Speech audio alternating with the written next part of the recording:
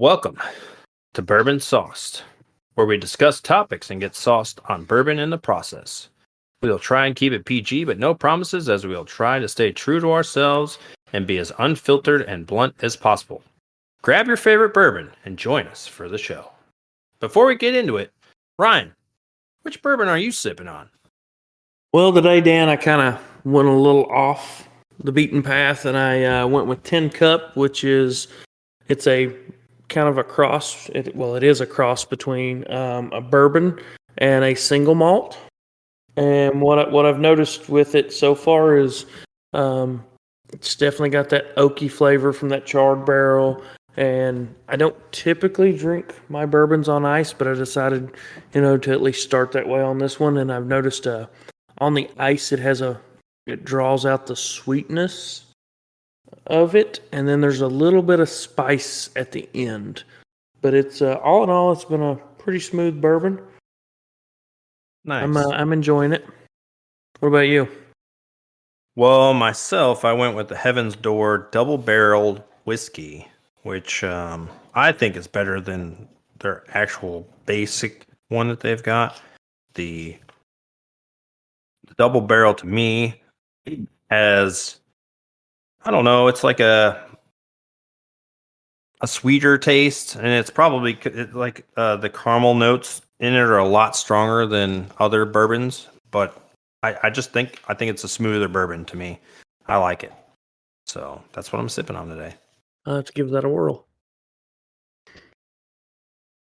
So I know we offered up on our Instagram. We had offered up some title choices, and we truly appreciate the votes from the followers on Instagram. However, Dan did come up at the last minute a fairly clever title after having a few. So which we landed on, and it's I would like to say a swig and a miss, but I feel like Dan delivers it a little better. Yeah, that one's like a swig and a miss. Like if you're a baseball announcer.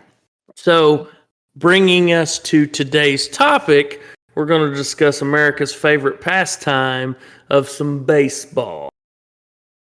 Yeah, and on baseball, let's talk about some recent events. You were kind enough to purchase us some tickets for my birthday, which I truly appreciate because I wasn't expecting it, one. And two, it turned out to be an impressive event to go to, which I was not expecting, which was the Nashville Sounds Minor League Brewers baseball game.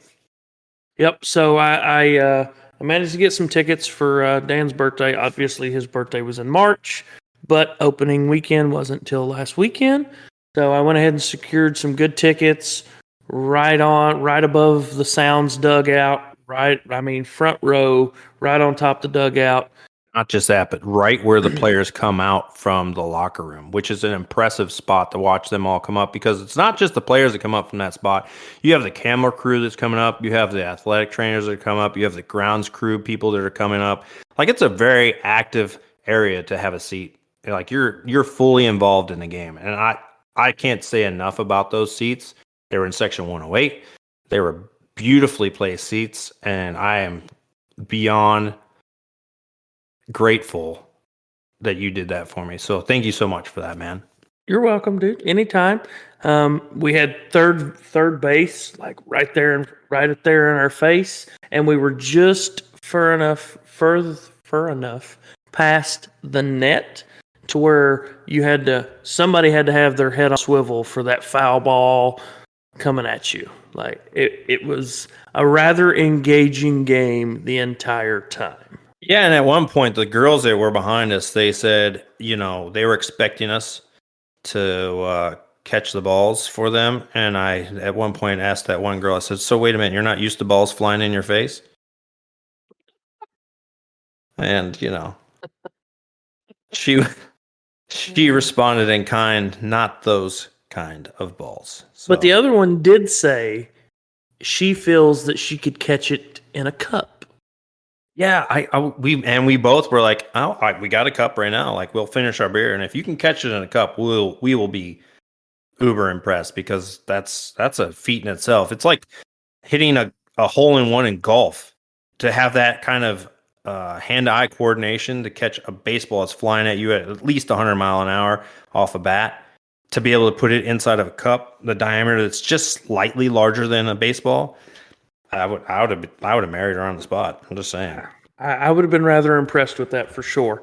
Yeah. I will say, I got the tickets and we had talked before the game and stuff, and like I was super excited because I've been to a few Nashville Sounds games because I tend to lean more into the minor leagues and the college and your more professional teams, right? So like I already knew the level of expectation I was walking into. But I noticed like on the way there and the days prior, like I just couldn't sell it to you. And then I noticed the change within minutes of actually getting into the stadium. Yeah, you're absolutely right. Like my impression when I first walked in, I was actually floored because I've been to other minor league games and I've been to, double A and single A games, but I never really been to a triple A game. And it was almost, it was like going into a Major League Baseball stadium,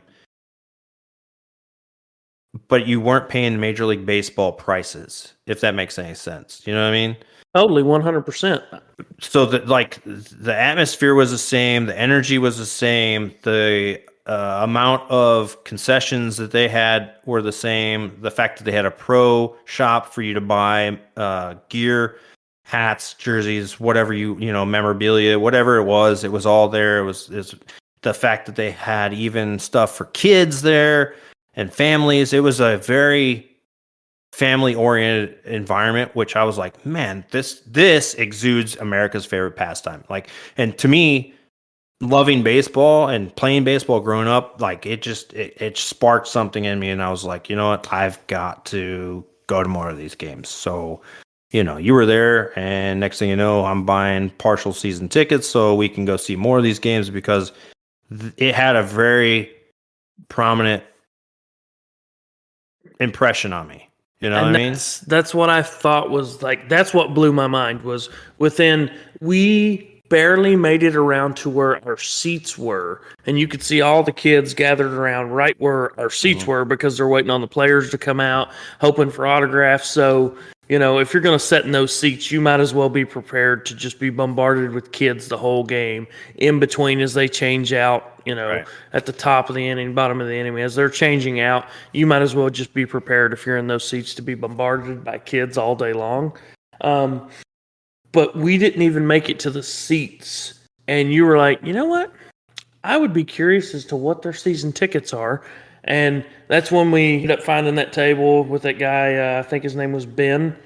Yep, Ben Wallen, which is funny. Yeah, ran you through everything, and I could see the look on your face. You're like, "Holy shit! That's all it is for partial tickets," and it gives me, games for here, and here, and I can rain check games. You're like, "I'm done. I'm in." Here you go. Not only that, but it included parking, which we didn't even realize at the time that it was going to include parking. So I was like, that's awesome. Yeah, so I figured out parking after Whataburger, which was yeah, that was another bonus getting Whataburger. Right. But yeah, man, it was quite the experience, and the fact that Joey Votto was there playing for the Louisville Bats. I was like, oh shit, look at that. Like, like you literally see real time like MLB players that have gotten kicked back just one level, for rehab or whatever.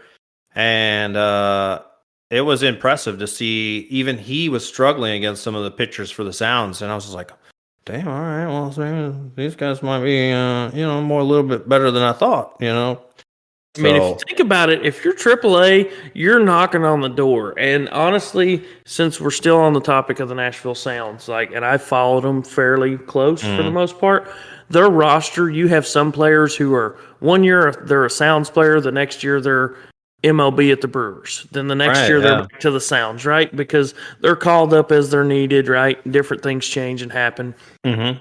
Which the Sounds I really enjoy going to the Sounds games. I mean, you can walk from the stadium to Broadway in no time. I've done it. Yep. You know, I do like that. You have mini golf if you got kids. There's a wiffle ball field. If you got a big enough party, you can go play wiffle ball. I mean, dude, there is so many crazy little things there.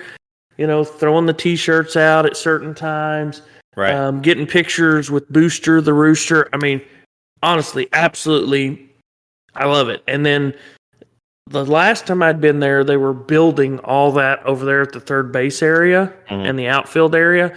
And now they have all those restaurants and stuff that line right up that are there. Even after the game is over, those stay open for a few more hours so you can keep hanging out. And I noticed that. So now that I know that, we're definitely going to go to that third base restaurant over there. That'll be a spot for sure. 100%, dude. Like, absolutely recommend it, hands down. And I love going. And for me, like I said, for me, the AAA and the college games, I don't know how to describe it really in the right words, but it's a more relatable thing to me, I guess. Like, I feel like people are more interactive with each other. It's a more family-rich environment. Like, I don't really know how to describe it.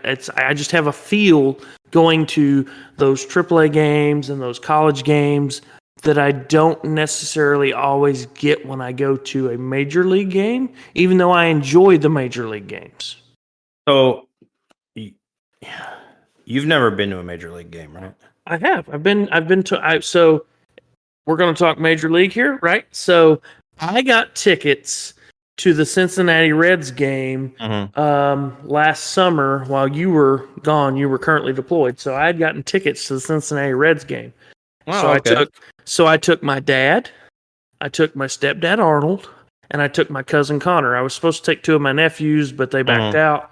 So the four of us, so me, Connor, and Arnold get up. We drive up to Cincinnati where my dad's at my stepmom Denise's family, and they're all hanging out. I go pick up my dad, and we all drive into Cincinnati, go into the Reds game. I will absolutely say, from my perspective, as much as the game and the atmosphere wasn't as interactive as a Sounds game, because of the individuals I was with, especially my dad and Arnold, and you know, I like hanging out with Connor and stuff, but especially the fact that I got to enjoy a sports game, you know, a professional sports game at that, with two men that I very much admire and respect and have taught me a lot, right? That superb, one of my most memorable experiences on the non-comical side. And I would do it again in a heartbeat if given the opportunity to get those tickets, except I would wait till you're here and then get an extra one, because it was absolutely amazing. That's what I love about baseball, you know what I mean? Like, that's why it's America's favorite pastime. It's you literally involve people that you care about, and you're enjoying a moment and you're involved in this spirit, you know, and it's just something that you can't put a price on. Obviously, these teams put a price on it. That's what you pay. But, you know, there's something to be said about going to these live events that it's just... So I would say my dad, Connor, and Arnold are Reds fans. Not that I am not a Reds fan, because I kind of grew up in that area and kind of watched them a little bit with my pappy. Your aunt's a big Cincinnati fan. Yeah, and so is a lot of my family on my dad's side. They're or on my stepmom's side, there are a lot of big Cincinnati Reds fans and Bengals fans because they're from there, right? But anyway. I will say my team has always been the Oakland A's, and I will say this: one, they're my favorite color, Oakland A's. Okay, right, and I will say that because one, favorite color, green. Two, I played in Little League, and the first team I ever played on in Little League was the A's. So it just kind of stuck with me, right? So, and I grew up watching a little bit of the Oakland A's, which was interesting because we're talking Oakland here. My pappy would watch them occasionally, and I grew up watching them, right? Which led to, you know, me finding my favorite player, Mark McGwire. right? And then from Mark McGuire playing with the A's, followed him to the Cardinals, right? So, steroids, smeroids, who cares, right? I look at it this way: you're professional athletes. Why not just have all the cutting edge you need and just hammer it home? Yeah, no, I get it. Mark McGuire was pretty good as far as For players me, go. But he was my favorite player, right? oh, okay, yeah. But I kind of skipped ahead of you there, and I apologize for that. Like, what is one of your most key memories, or like pro game memories for you? Well, I've been to a lot of pro games. I was very privileged growing up. My dad's company had season tickets to the Indians, so we could go pretty much anytime we wanted. My most favorite memory of pro games that I went to was the 1996 when they were in the playoffs and they were on their way to the World Series to play the Braves that year, which they lost to the Braves. But I love the Braves too because I'm gonna skip here a little bit. My two favorite pro teams, I have an American League team and a National League team. The Indians on one, which are now called the Guardians, which I refuse to call them that, but I just did. I was so waiting to ask you. So how do you feel about that? I will talk about that in a minute. We could definitely talk about that in a minute. And then my National League team is the Braves because growing up I went to a school that was the Berea Braves, so it kind of just worked for me to have the Atlanta Braves as a team that I loved because their logo literally was the same as ours for my high school. Like the Braves with the tomahawk and everything, the colors, everything was the exact same for the high school that I went to. But pro games, I've been to a Braves game. I've been to in Brave Stadium. I've been to the Indians when they were in the old municipal stadium. I've been to the Jake, which is now called whatever the fuck it's called. I refuse to call it anything other than a Jake. I've been to Yankees when it was in the old Yankee Stadium. I went to the Reds. I went to the Rockies. And I believe that's the only pro teams I've seen in their stadiums so far. My initial aspiration was to see 30 plus stadiums in my lifetime just because I wanted to. I've fallen short from that so far, but I still have plenty of life. And I think when I retire, that's going to be one of the things that I do is just try to travel and see every single team that I want in their home stadiums because why not? You know what I mean? But for me, what it was like, I played baseball growing up. So watching these guys and seeing the caliber of talent that they had, it was just amazing to watch them, from the catcher throwing it off his knees to the second baseman, or even to an outfielder just screwing around in the beginning when they're throwing the ball around, just warming up. He could throw it from his knees to an outfielder like it was nothing. And I was like, holy Don't you shit. just love when you screw around? Oh yeah, man, I love screwing around, especially with girls. I just every once in a while you throw a thumb in their butt and it's fun. But it's like stealing home. Ain't that called a door slider? I equate it to stealing home. Yeah, but I feel like when you slip something in the butt, it's like that. I feel like the baseball term is a backdoor slider, right? That's not on purpose, but it happens. It reminds me of, you remember diarrhea, cha-cha-cha, diarrhea. When you're sliding in the first and you feel something burst, diarrhea. Like that's like, yes. I digress. At least you're not a switch hitter. Yeah, definitely not a switch hitter. Maybe when I'm, beating my meat, but that's a different story too. No offense to switch hitters. You can, you want to switch hit. Hey man, if that's the flavor of the day, then that's your flavor of the day. But typically, I lucked out. Like I said, I grew up pretty privileged. My dad's company that he worked for had seats on the third baseline and the first baseline, as well as loge seats, and then they had like where the plebes would sit that couldn't get those other seats out in the outfield, which were still great seats because they were a couple rows back. So during batting practice, those were great seats to have because you could catch a lot of fly balls or home runs or whatever. But man, I just remember baseball being so exciting growing up because you had Slider as the mascot for the Indians. You had John who was beating on the drum. You had all the fans that were just hyped up. Growing up through the 90s, you had the Indians who would do the rally caps. You know, they put them on inside out. And it was a lot of fun for me going through and seeing the camaraderie of those players with each other and the level of fun that they had together. It was great. I loved it. I loved everything about those games. It was just a different time back then. I remember seeing guys that were switch hitters. They were guys that could.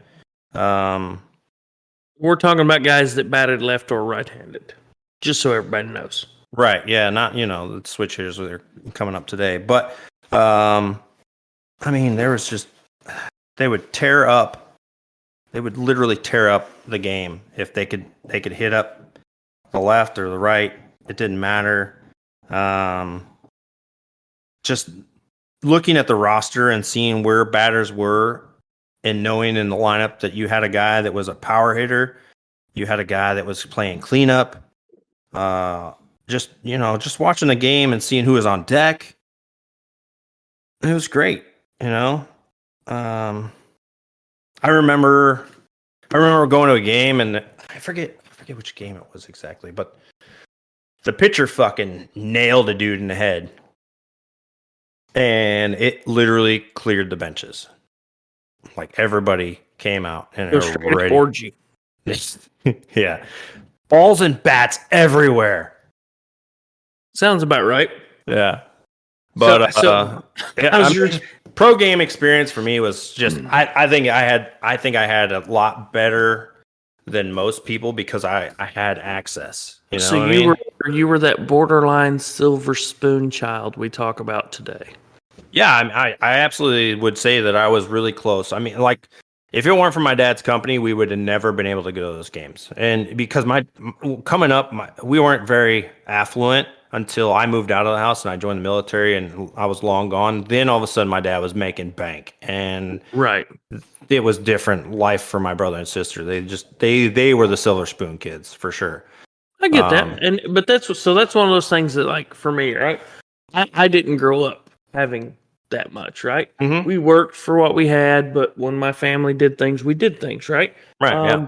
But I will say that just because a person grows up privileged doesn't necessarily mean they're stuck up, they're snooty, they're biased, whatever. It's all in their upbringing. But anyways, I'm digressing, Right, yeah.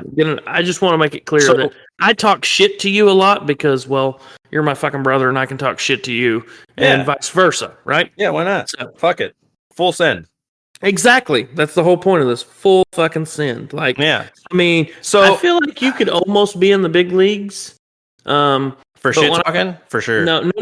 When I say almost in the big leagues, I'm kind of referencing other things for you, but I digress, right? Because apparently what I've learned is there are so many nice little innuendos for baseball terminology. Oh, so right? What's your favorite position? Ooh. So I feel like you're talking baseball positions here, but what I had on my mind instantly was what I like to call the lazy dog. What the fuck is the lazy dog? Bruh, the lazy dog. Let's put it this way. God, I'm gonna regret asking about this. If you wanna reach the inner depths and really touch a woman's soul, the inner dog is the way to go. Essentially, like they call it the lazy dog. The lazy dog, and now you're saying the inner dog. Which is it? Goddammit. No, I said her inner soul. No, you said the inner dog.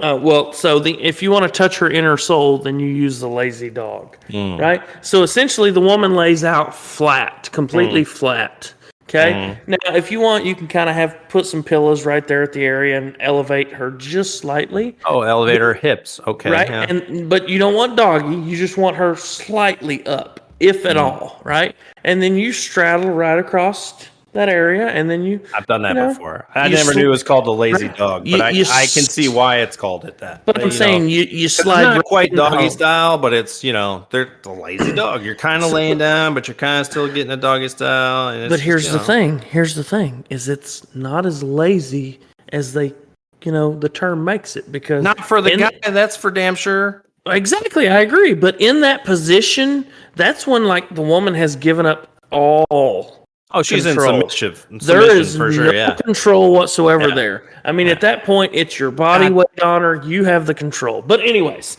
I'm getting too I'm gonna crazy. go take a cold shower. Hold on a minute. I gotta be right back.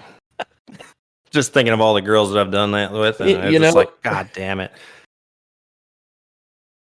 Anyway, realistically, your favorite position on the baseball field. So when I played, I typically played right field and center field, which then You weren't left transitioned. out. I said, good thing you weren't left out.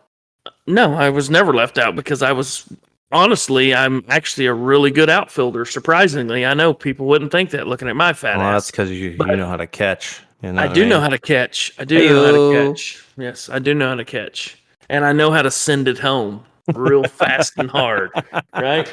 So you come swinging in my area, and I'm getting you out at first real quick. You ain't making it to second. Yeah. You ain't making it to second. You ain't getting a boob touch. I'm just saying. Someone sliming in your home base. Yeah, you just ain't getting to second if I'm in the outfield and you pop fly on me. Right field. Right field's your favorite position. Why is right field your favorite position? So right field is where I tend to end up playing. The reason is I'm left-handed. I'm left-handed. Right, let me rephrase this. What is your favorite position of a player to watch? Oh, favorite player to watch? Or position-wise. Not like favorite player, but like the position on the field that you... I know what you're saying. But favorite position on the field, I don't really have a favorite position on the field to watch. I enjoy watching the pitcher, right? Because I want to see how much control he has and how his pitches are going. I enjoy watching the batters to see just how narrow they can dominate it. Yeah, I want to see how narrow their stance is, or like one of the guys we saw at the Nashville Sounds that looked like. Dude, he had such a wide stance. It was weird. Like a little duck, right? Like I'm like, Jesus, how low can you go, right? Cha cha cha. I understand the strategy behind that because he's trying to make a strike zone a weird shape. Right. Which makes it harder for the pitcher. And I get that. But it just looks fucking weird because now you have to change up your positioning when you want to hit the ball, which totally defeats being able to be quick. Because a lot of guys, they pride themselves, like Manny Ramirez, when you look back at watching him, he had such a fluid and fast whip swing. Mm-hmm. And these guys that do these weird ass things, these gimmicky ass stances, I think that's what I'm going to call it, gimmick stance. It's untraditional. I think they're just doing it to try and either single themselves out so they have this unique thing that kids are going to try to emulate, or to mess with a pitcher and really like mess with the strike zone for the umpire to be able to see where a real strike is and where a foul or a ball is. But it's weird, right? So pitcher, catcher, that's ironic because, it's, again, a euphemism. Well, not so much the something. Catcher. It's the pitcher and the batter that I tend to watch the most, right? Yeah, well, you like watching guys that are holding hard wood, so it's fine. But, I mean, ultimately, I'm just watching the game. But if we're talking my favorite position to play, it's right field and center. And the reason is because I'm left-handed, and I can catch that ball, and I can sling it to first, I can sling it to second, right? Whereas if I'm in right field, that left-handed throw to third is crossing my body a lot of times, and it doesn't line up. It's awkward. It's not exactly. Yeah. It's a prime example. So I will say I do tend to pay very close attention if there's a pop fly or anything like that into outfield. I do tend to pay close attention to those players. The reason being, and case in point tonight at Wing Wednesday, watching the Guardians and the Athletics, right? Yeah. I got the privilege of watching the player go to catch the pop fly, and rather than get under the ball like you're taught in Little League and high school, he decides to kind of nonchalantly bounces himself to the wall, and then he turns his glove outward. And I'm thinking, you're asking for an error. And at that point, they were 0-0. You're asking for an error. And if you're the guy that causes the error that gets somebody into scoring position and they score, now the whole game is lost because of you. I agree. Yeah, I mean that's just like anything else when you're playing as a kid and you're like, dude, you just cost us the game. Yep. Yeah, kind of, but it is a team effort. But at some points, it's difficult because the pitcher can either determine the win or the loss of the game.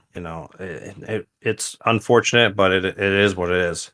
For me, favorite position on the baseball field is shortstop. They have the most dynamic position, I think.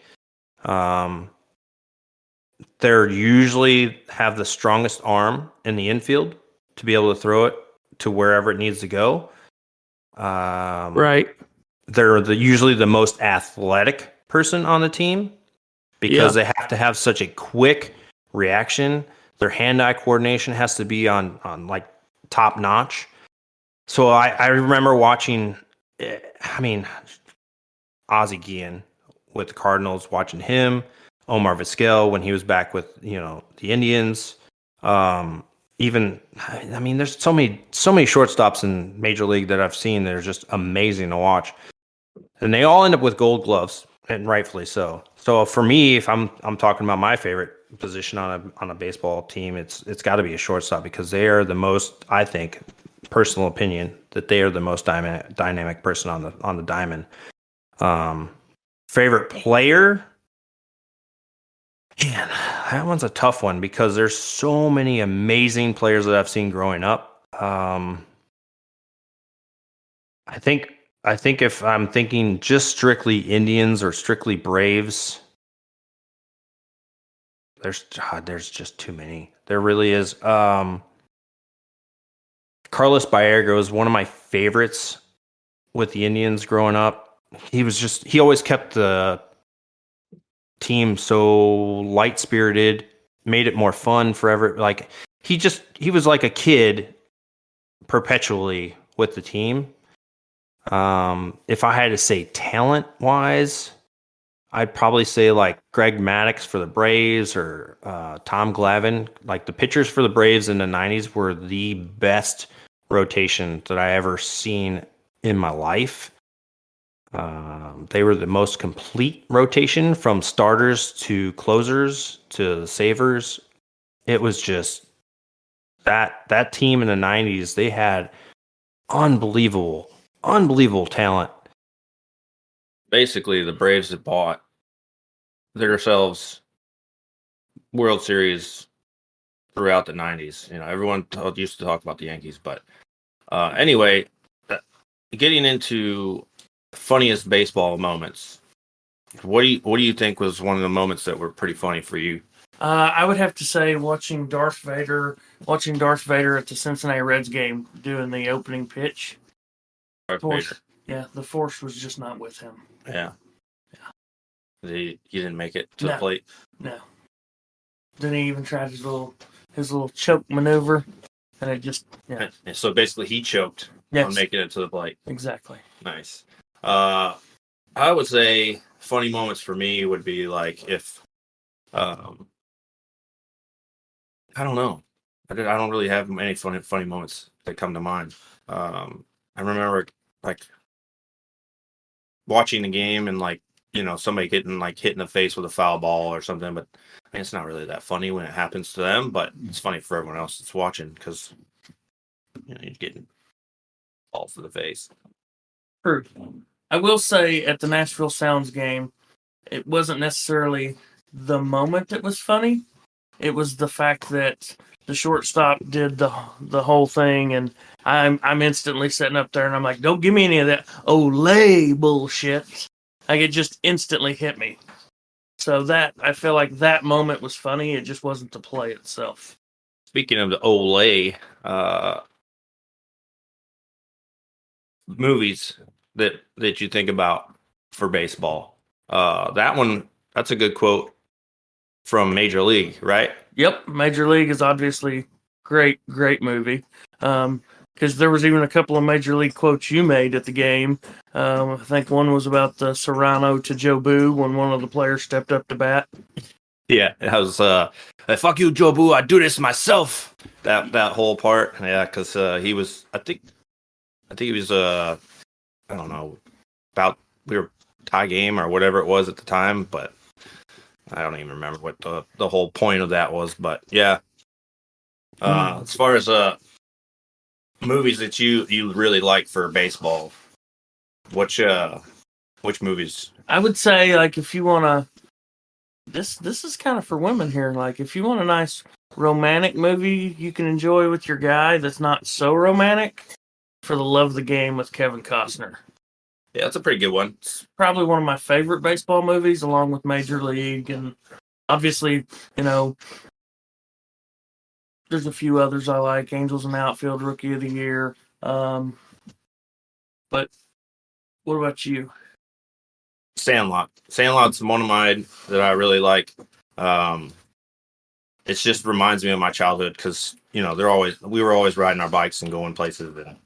And I think the funny part in that is when the kid they're at the pool and he like acts like he was drowned so he could get rescued by the hot blonde. Mm-hmm. And then he like winks at the guys. Mm-hmm. And then the girl just slaps him for ended up making out with him. But well, then at the end of that movie, when he's telling like what all of them go off to do, that guy ends up marrying that girl and having like multiple kids. Mm-hmm. But like, you played rec ball, yeah? I did play. I was part of a travel league when I was coming up. So were you like Vinny the Jet Rodriguez? Yeah, no, I'd probably be more like Squints or something like that. Because I didn't really. At that time I was tiny. I don't think I'd grown until high school. So I played center field a lot, just because I was fast. But at least I wasn't, as good as I thought probably. But there was a lot of fun moments, fun times. I remember in one of the games I really had to go to the bathroom, and so I just pulled it out in the middle of the outfield. Just started going. Sounds like some of the softball tournaments I've played in. Yeah. But it was just, I definitely, my dad was not happy with me because he was the coach. I was just like, I had to go. You know what I mean? Like, I wasn't going to piss my pants, so I just whipped it out, turned around so nobody could see what I was doing. Because, like, back then, you ain't got to worry about too many fans. It's little kids playing baseball. I mean, there's not a lot of people. It's usually just parents or whatever. So right. I wasn't too worried, and I've never been really bashful, so it didn't really bother me to do that. But what about you? Did you play any rec ball? So we didn't have rec ball. Oh, right. So we had like little league and stuff, but and then a lot of our sports didn't kick off till what would be middle school, but we didn't have middle school. But I played little league, and that's where, like I said earlier, about being the A's becoming my team because that was the first team I played on. So yeah, I played a little bit of little league, and then played a little up to sixth grade, and then you just kind of petered out on it. And then I guess after joining the Army, I got big into softball. I'm playing on a lot of the Army teams. softball, because they're bigger balls. That makes it easier for you to hit. Is that why you went softball? I went softball because there was really no adult baseball leagues unless you were playing Division I, Division II, or AAA or majors. Now I know in Clarksville or Nashville, one of the two has been talking about actually starting an adult baseball league. Yeah, I saw something about that. There was something I was going to say about softball, but I just can't remember. Anyways, funny baseball moments that I was thinking about were like first pitch, like the first pitch for the game and stuff. Yeah. Do you have a memory of anybody that you can think of? Well, see, I already ruined that and said Darth Vader and his failing of the Force. Oh yeah, I forgot you did say that. Huh? I did. And that's what happens when I have too many bourbons. I just can't remember shit. I feel like you have a few. Just I feel like you have a few. just a few. I can think of, you think of these really tough people that have this persona that they're gonna be a badass rapper or whatever, and then they get up there. 50 Cent and Snoop Dogg come to mind. Both of them, when they went to throw the first pitch out, it was errant, very wide of the home plate. It didn't even like come close. It almost was like they're trying to throw it to the stands and the fans in the stands or something. It was so terrible. And then of course Fauci, when he did his. Oh God, I don't remember that one. Yeah, if he botched anything other than the corona, it would have been that first pitch that he threw out. It was just terrible. So he should have got a booster. Could have got a booster for sure. He's just a little prick, But anyway, I think we covered quite a bit here on this whole episode. Yeah, we don't want to get too far down the rabbit hole because if we cross into softball, I can talk that for days. Yeah, I think that would be a good episode for another time. We could talk about softball and the differences between, baseball and that. I mean, I think my favorite thing about softball is the girls. Oh, yeah. They got big booties, man. Yes, they do. Yeah. Mm-hmm. Thick thighs, big booties, strong. Yeah. But anyway, crack a coconut. We're going to wrap this thing up. And I will say thank you guys for listening in. Hopefully you got as sauced as we did, because I'm definitely hammered right now. And so I think it's a good time to just say au revoir. Make sure you follow us on Instagram, Spotify, Apple Podcast. Keep tabs on Instagram. New episodes every Friday. So just keep following us, like, subscribe, all those good things you're supposed to do when you like something on social media. That's right. Until next time, get sauced.